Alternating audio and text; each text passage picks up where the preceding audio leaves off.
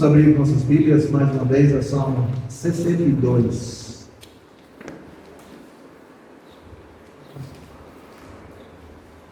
E a leitura do texto do sermão.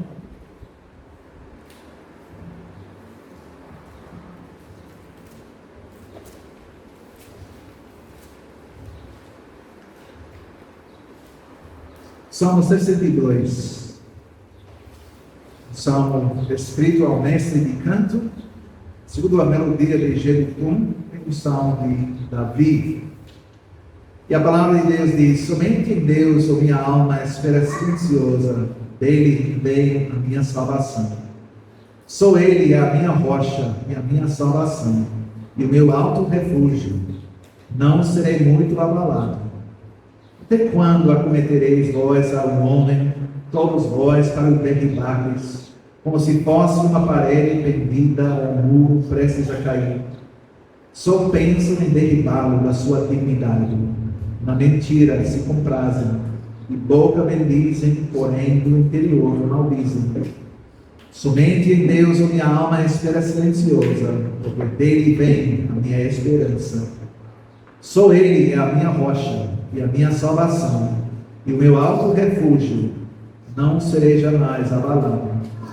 De Deus depende a minha salvação e a minha glória. Estou em Deus, a minha forte rocha e o meu refúgio. Confiai nele, ó povo, em todo o tempo. Derramai perante ele o vosso coração. Deus é o nosso refúgio. Somente vaidade são os homens plebeus, falsidades da fina estirpe. Pesados em balança, eles juntos são mais leves que a vaidade. Não confieis naquilo que extorquis, nem vos vanglorieis na rapina. Se as vossas riquezas prosperam, não ponhais nelas o coração. Uma vez falou Deus, duas vezes ouvi isso, que o poder pertence a Deus, e a ti, Senhor, pertence a graça, pois a cada um retribuis segundo as suas obras. Até aqui a leitura da palavra de Deus. Que Deus abençoe a pregação da palavra que se baseia nessa passagem, nesse salmo de Deus.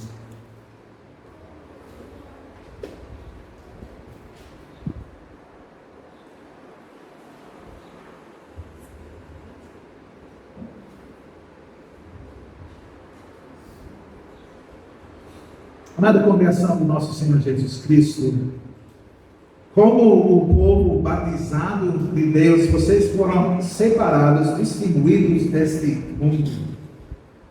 Em nossa forma para o batismo, declaramos que por meio do batismo fomos separados ou distinguidos dos incrédulos. Isso é verdade para nossos filhos, quando são batizados, e é verdade para aqueles que foram batizados posteriormente na sua vida. Em nosso batismo, o Deus da aliança coloca sua marca sobre nós. Ele nos torna sua propriedade peculiar. Ele diz diretamente e pessoalmente a cada um de nós: você pertence a mim. Então existem dois tipos de pessoas neste mundo. De um lado, a semente da serpente. E essas distinções vêm de Gênesis capítulo 3, versículo 15. Então, um lado, a semente da serpente, mas do outro lado, a semente da mulher. Conforme o plano de Deus, esses dois grupos existem em constante inimizade. Não pode existir coexistência pacífica entre a semente da serpente e a semente da mulher. Em teologia nós chamamos isso da antítese. É um conceito vital para entendermos e colocarmos em prática. Antítese. É um conceito teológico que nossos antepassados reformados enfatizaram muito.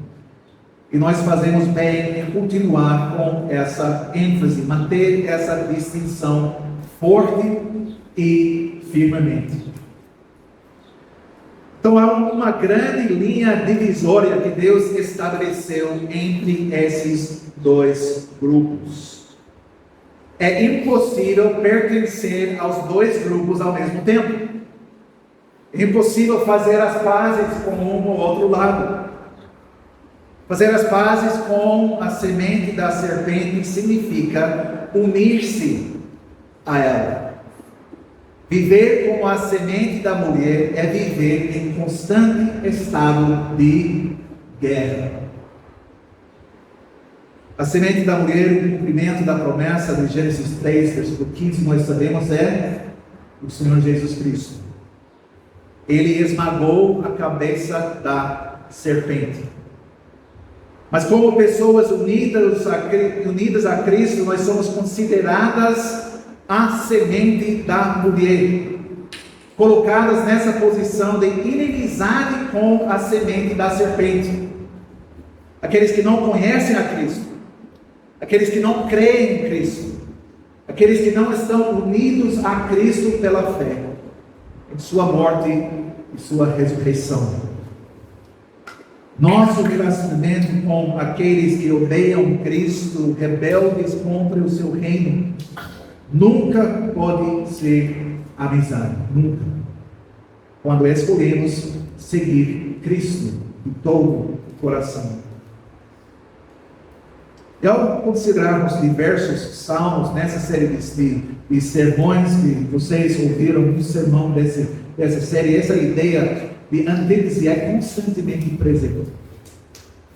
É importante para nós enfatizar essa realidade da vida humana, porque é muito fácil negligenciar essa verdade, minimizar essa verdade, cair num estilo de vida no qual essa distinção deixa de desempenhar o papel central, decisivo que deveria. Portanto, ao considerarmos esse salmo, nós vamos partir desse ponto. Davi, no salmo, ele fala pessoalmente, mas ele também fala em termos de aliança. Ele não está falando, escrevendo, cantando como um indivíduo isolado. Ele não está cantando sobre sua experiência pessoal, mas ele está cantando, escrevendo sobre uma experiência universal para cada membro do povo de Deus, para a descendência da mulher em geral. E nós podemos ver isso na maneira em que ele fala de si mesmo pessoalmente e da sua própria experiência ao longo do Salmo. Mas bem no meio do Salmo, se vocês têm a Bíblia aberta, vocês vão ver isso. Ele deixa claro que sua experiência não é apenas a sua experiência pessoal. Podemos dizer que é nossa experiência. É a experiência comum do povo de Deus. Porque ele diz: confiai nele, ó povo, em todo o tempo. Derramai perante ele o vosso coração. E Deus é o nosso refúgio. Então ele se dirige ao povo unido de Deus. Ele nos encoraja a derramar nosso coração diante do Senhor. Sua declaração é essa: Deus é o nosso refúgio. Não apenas Deus é meu refúgio.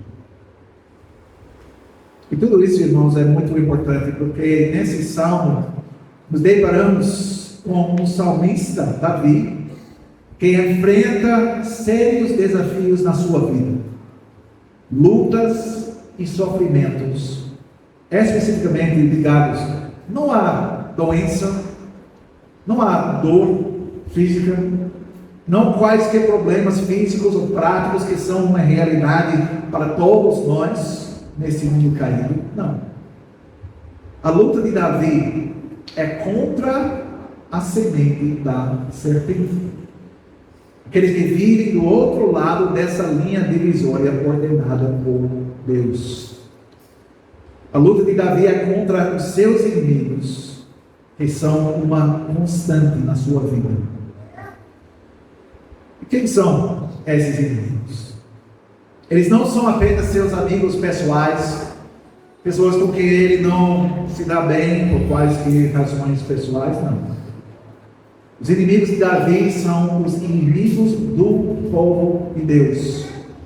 As pessoas que Deus colocou em inimizade contra o seu povo.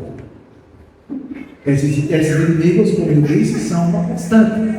Não apenas na vida de Davi, mas na vida de todo filho fiel de Deus. Se você vive fielmente diante de Deus, na presença de Deus, se segue a Cristo de todo o coração, se vive como um discípulo dedicado do Salvador, esta será, em graus variados, sim, mas certamente será a sua experiência. Davi escreve esses homens, esses inimigos, como homens que tratam como uma parede prestes a desmoronar, como uma parede, um muro que está prestes a cair. Mais um empurrão, mais um esforço, um pequeno esforço, esses inimigos estão pensando e ele vai cair.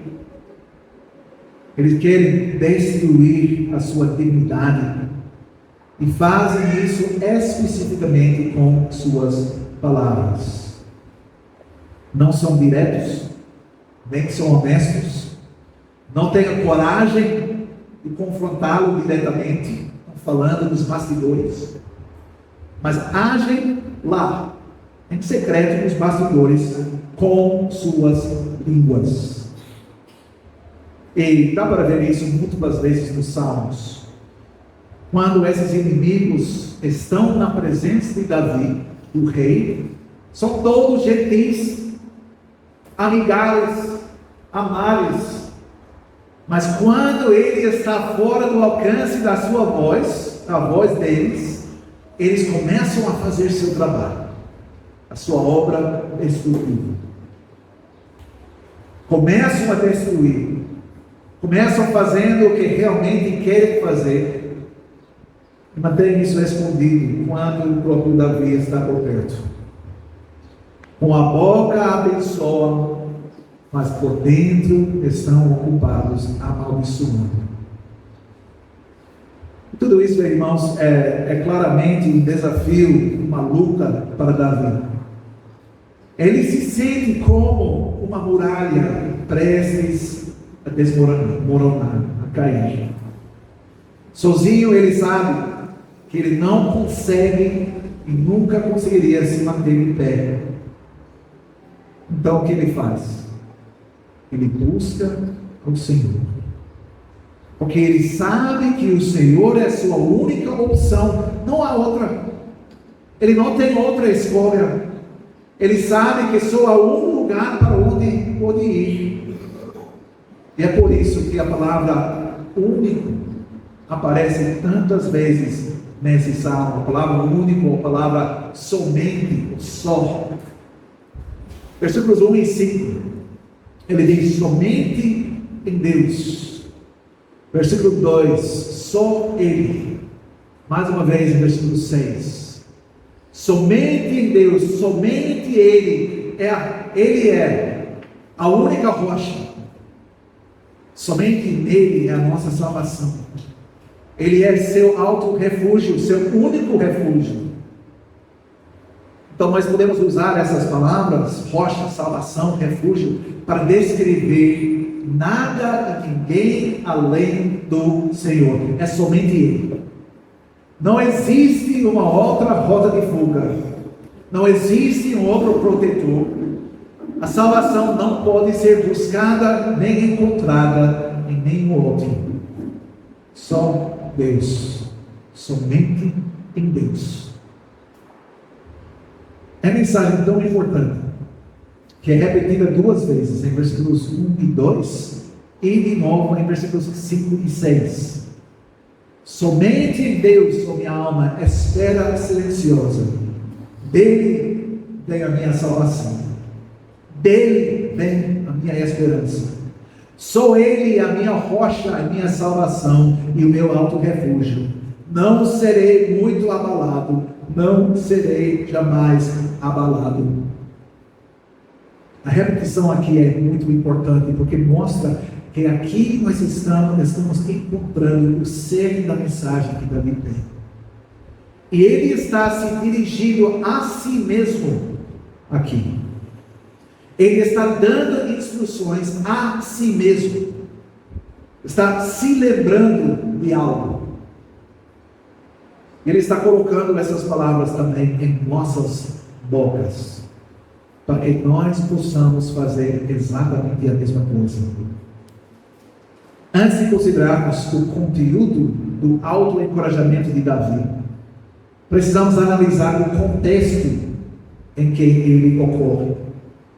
Agora vamos pensar nisso de uma forma bem prática, para colocar isso no contexto da nossa vida, da vida de cada pessoa, cada membro do corpo de Cristo. Pense nisso. O que acontece conosco quando nós enfrentamos uma situação de alto estresse? É muito fácil para nós entrarmos em pânico. Algo ruim nos acontece. Algum tipo de conflito, algum tipo de ataque.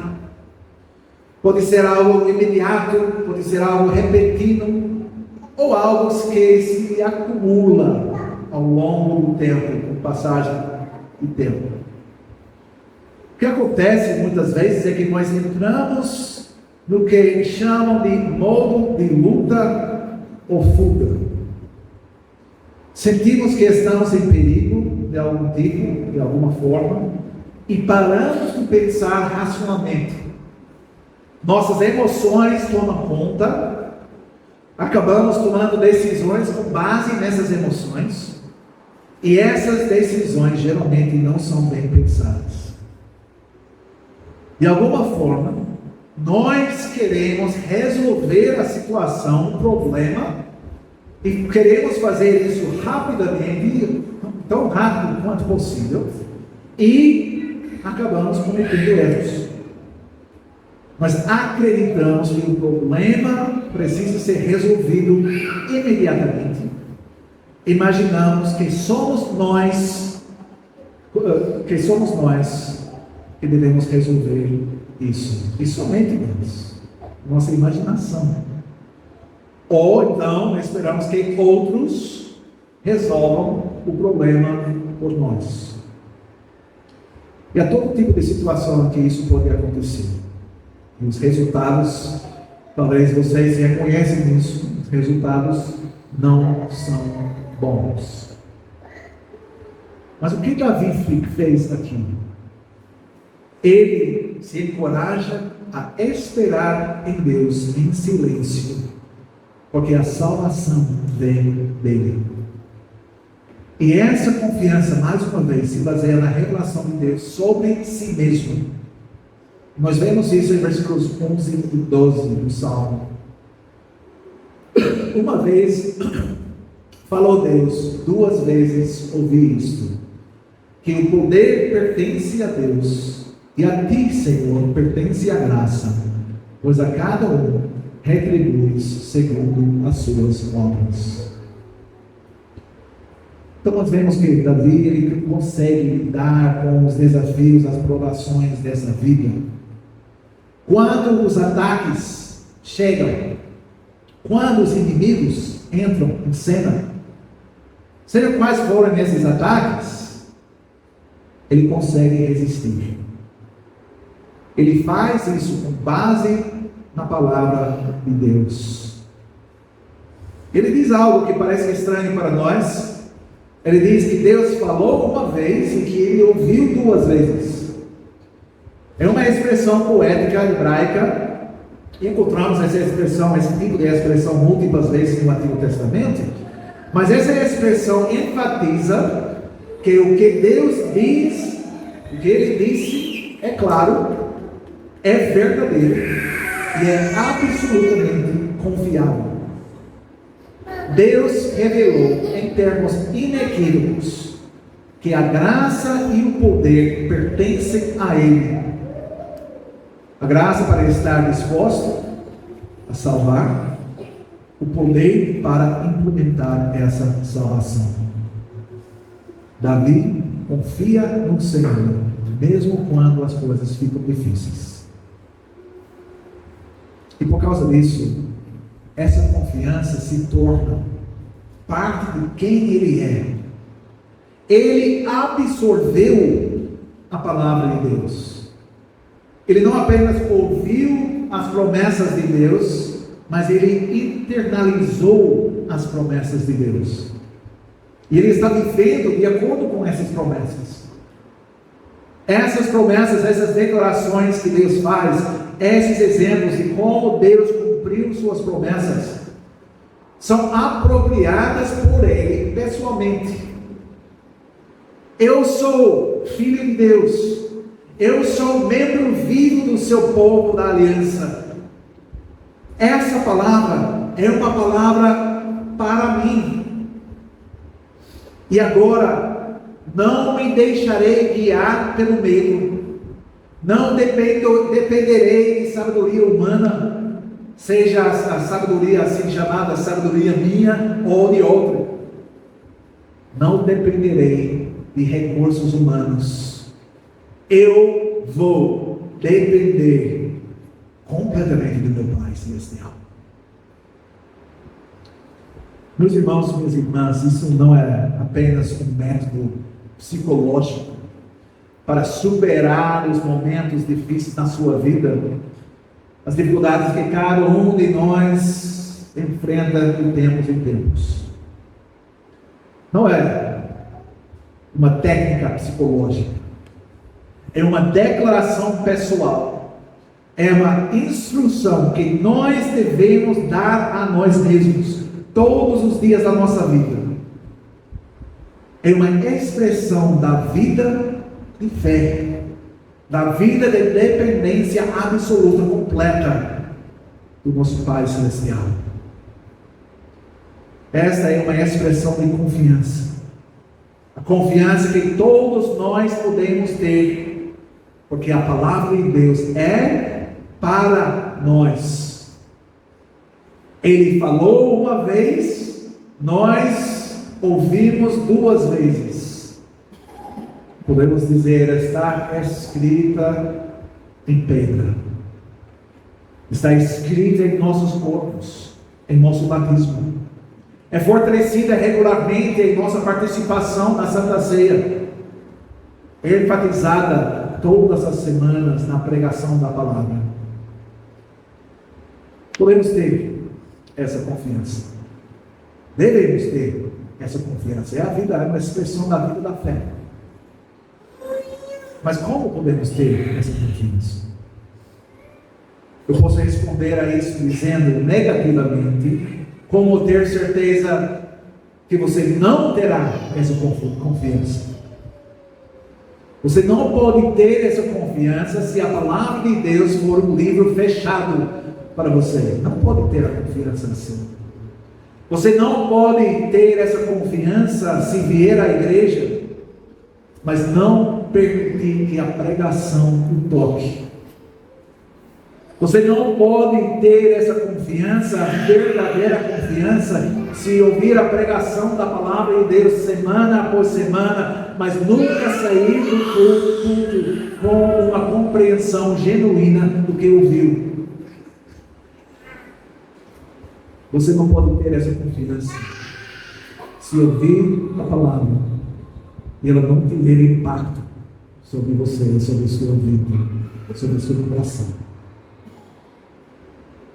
Mas, o outro lado, você pode ter, deve ter essa confiança se guardar a palavra de Deus no seu coração. Você pode ter essa confiança se viver de acordo com as palavras de Salmo 119 e os versículos 9 a 11, que são palavras especialmente para os jovens, mas são palavras para todos nós.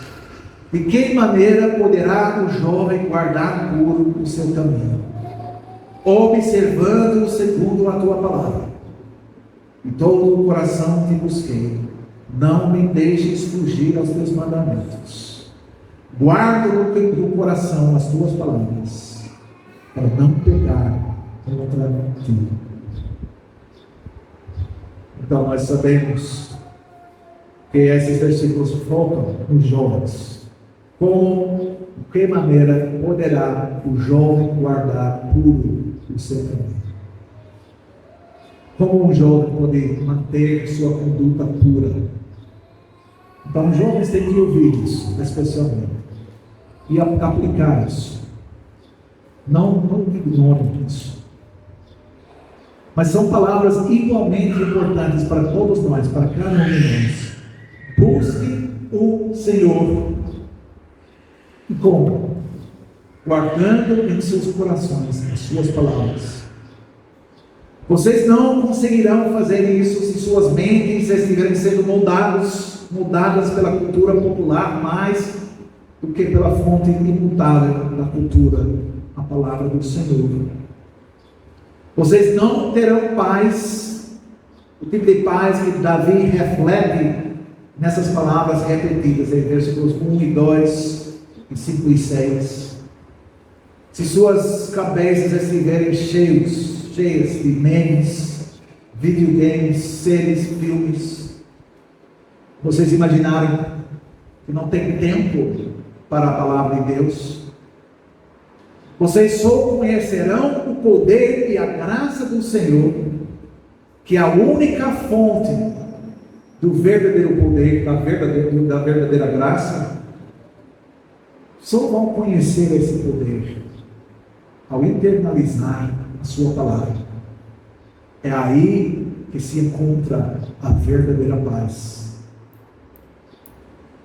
E isso, para concluir, o que Davi encontra no Senhor, ele encontra paz.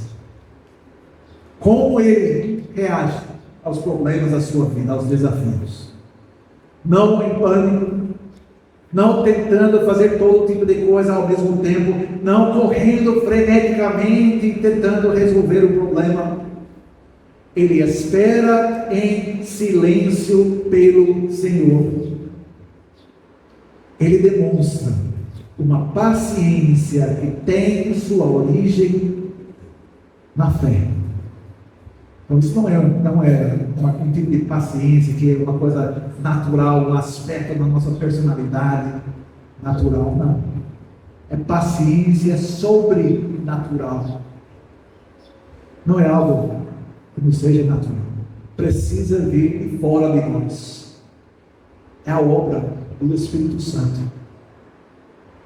Quando os problemas surgem, nosso primeiro instinto não é parar, esperar, meditar em silêncio na palavra de Deus e orar.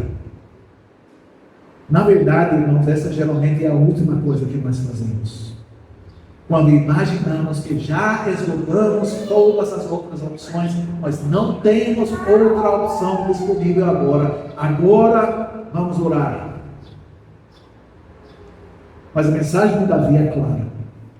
Espere em silêncio no Senhor, porque a salvação, seja a salvação eterna ou a salvação de alguma dificuldade, algum problema dessa vida, a salvação vem somente dele.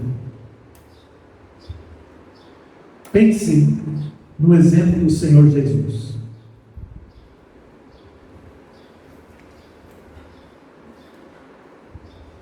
O ministério público do Senhor Jesus durou 3 anos. Breve. Ele certamente não ficou ocioso durante esses 3 anos. Muito pelo contrário. Mas você pode imaginar que esses 3 curtos anos não sejam muito tempo para implementar a parte mais vital e crucial do plano de Deus para a salvação do mundo.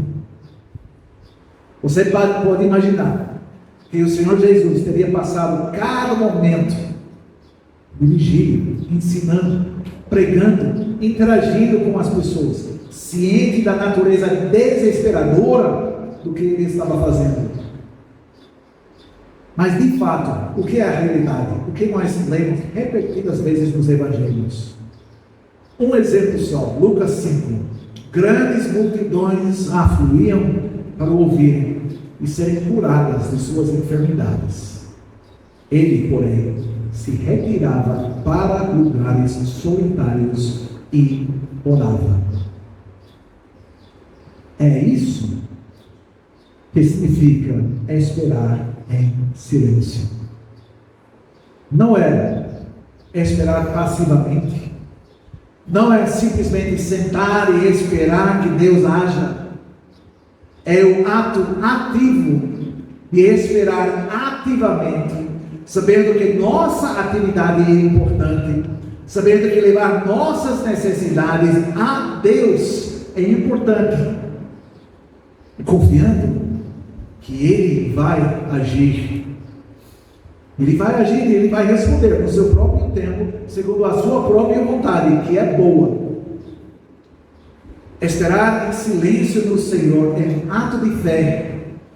Viver imitando o tipo de fé que nosso Salvador demonstrou em circunstâncias piores do que jamais enfrentaremos. Irmãos, nós vivemos uma cultura de atividade frenética. Tudo precisa ser feito agora. Nos falta paciência. Não gostamos do silêncio. Mas é exatamente para isso que Deus nos chama.